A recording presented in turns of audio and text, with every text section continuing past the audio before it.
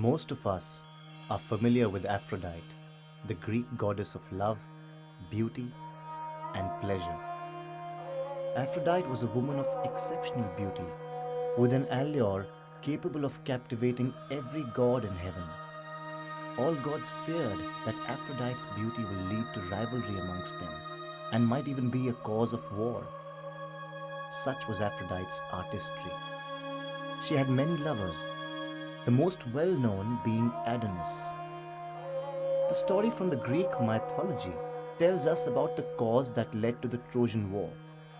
In the judgment of Paris, Eris had thrown an apple of discord as a prize of beauty amongst the three goddesses, Hera, Athena, and Aphrodite. When Zeus assigned Paris to make the choice, the goddesses tried to bribe him. Hera offered him supreme power. Athena offered him wisdom and glory in the battle, and Aphrodite offered him Helen of Troy, the most beautiful woman in the world, as his wife. Inflamed by desire and Helen's beauty, Paris handed the apple to Aphrodite. This enraged the two goddesses, and the eventual abduction of Helen by Paris brought about the Trojan War. This brings us to our second character, Helen of Troy. According to Greek mythology, Helen was considered to be the most beautiful woman in the world.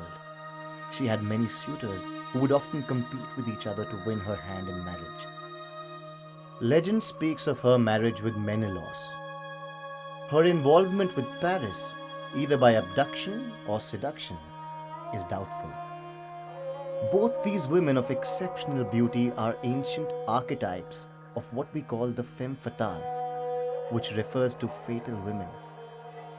These women are ferociously talented and are wholly dedicated to the art of deceit and crime. These women use seduction and beauty to charm men into achieving their hidden purposes. They are mysterious in their manners. They have the ability to cast their spell and ensnare their lovers into situations that may be dangerous. Morally ambiguous, femme fatales are often viewed as promiscuous. Hindu mythology talks about celestial nymphs, more commonly known as Apsaras, who are the epitome of beauty and elegance. Apsaras are ethereal beings who can change their shape and form. Their references are usually made as dancers in kings' courts who sometimes even seduce them. Menka was one such Apsara, who was considered to be the most beautiful Apsara in heaven. She was called upon by Indra, the god of thunder, to visit Vishwamitra and distract him from his meditation. Indra was afraid that Vishwamitra's devoted meditation would make him more powerful than himself. Thus, in order to distract him from his meditation, Indra sent Menka to seduce him. When Vishwamitra saw Menka, he was enchanted by her beauty and grace. The sweet tinkle of her pile distracted him from his prayer. She sang and danced for him and successfully incited his lust and passion. Seeing her endless beauty, he stopped meditating and fell in love with her. When Vishwamitra learnt of Indra's devious plan, he cursed Menka to be separated from him forever.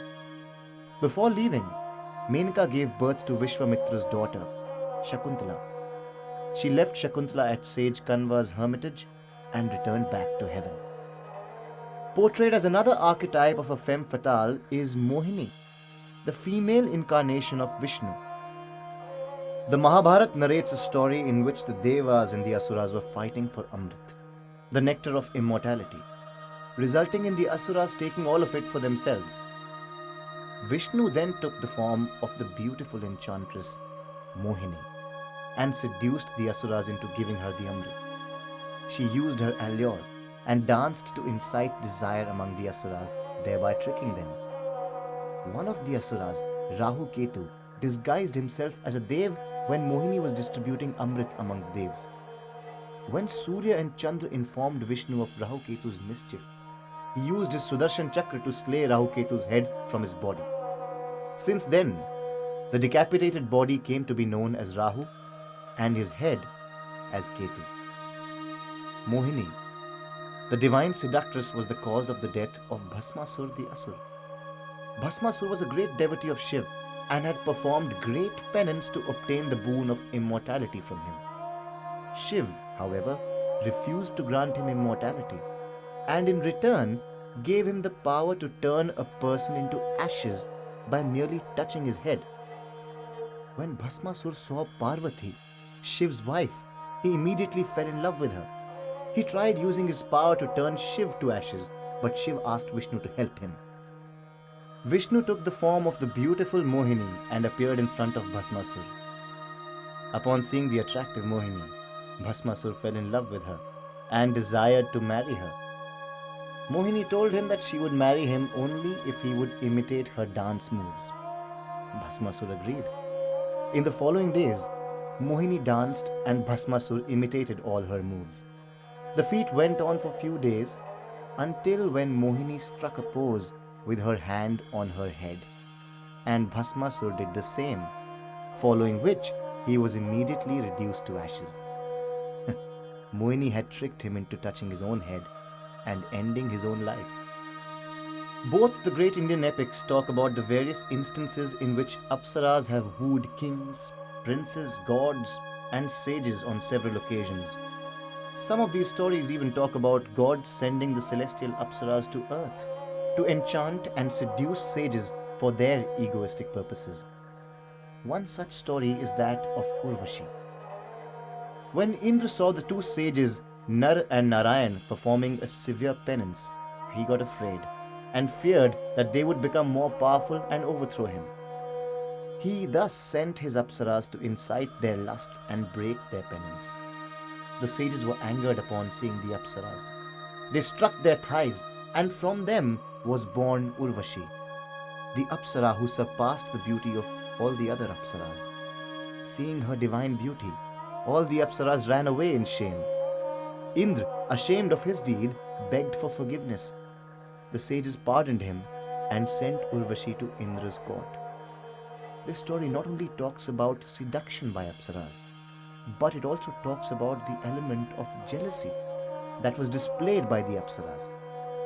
The sages used Urvashi's beauty to get rid of the other Apsaras, who probably must have felt less beautiful, thereby returning back to heaven in shame.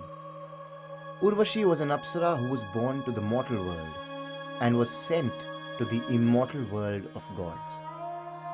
It was in this immortal world of gods that the king of the Chandra dynasty, Pururav, fell in love with Urvashi, the dancer at Indra's court. Urvashi's beauty had captivated every being in Pururav. Urvashi had come down from heaven to feel the mortal world when Pururav saw her and fell in love with her. Pururav, who was already married then, chose to distance himself from his wife for the sake of the Apsara. Pururav loved Urvashi to the extent that he readily gave up his crown for her and departed for Gandhamadan, where they lived happily for the rest of their lives. Mythology is filled with stories of femme fatales.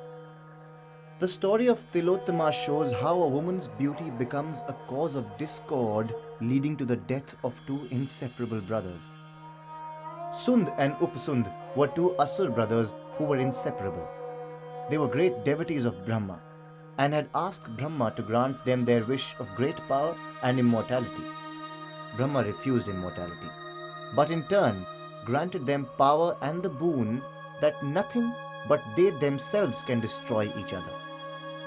Having attained invincible power, the two brothers started wreaking havoc in heaven.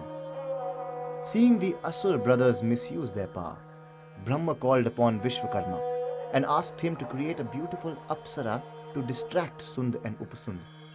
Perhaps Brahma had realized his mistake of granting the Asur brothers supreme power. He had to amend his mistake, and he knew exactly what he had to do. Vishwakarma collected everything beautiful from earth, heaven, and underworld to create Tilottama. She was created bit by bit from the gems and was made into a figure with unrivaled beauty. While Sunda and Upasund were feasting with women and drinking frivolously along the banks of the river, Tilottama walked in. Enchanted by her grace, and her voluptuous body, Sund and Upasund rushed towards her. What started as an argument to make Tilottama his wife soon catapulted into a fierce duel between the brothers. Sund and Upasund ended up killing each other in the duel. Such was the beauty of Tilottama. Vishwakarma created Tilottama to a T. She was so beautiful that even the gods could hardly stop from lusting for her. In Mount Kailash, when Tilottama went to visit Shiv, he could not stop but glare at Tilottama's beauty while his consort Parvati sat meditating next to him. So great was his desire for the alluring beauty of Tilottama that he developed 2 heads on the sides and another head on the back to see her. It is also said that Indra developed thousands of red eyes on his body just to see her. Apsaras have not only mesmerized kings and sages, they have also stupefied the gods, who, although were married, did not stop from fantasizing or lusting after them. These femme fatales have found their place in every chapter of mythology. They have played important roles in shaping the very structure of mythology. Portrayed as scantily dressed and attractive figures, these femme fatales are sometimes even seen as cunning beings who use their body and beauty into attaining their objectives. Their weapons are mystery, seduction, and lust. It is these elements that make these femme fatales a topic of discourse in mythology.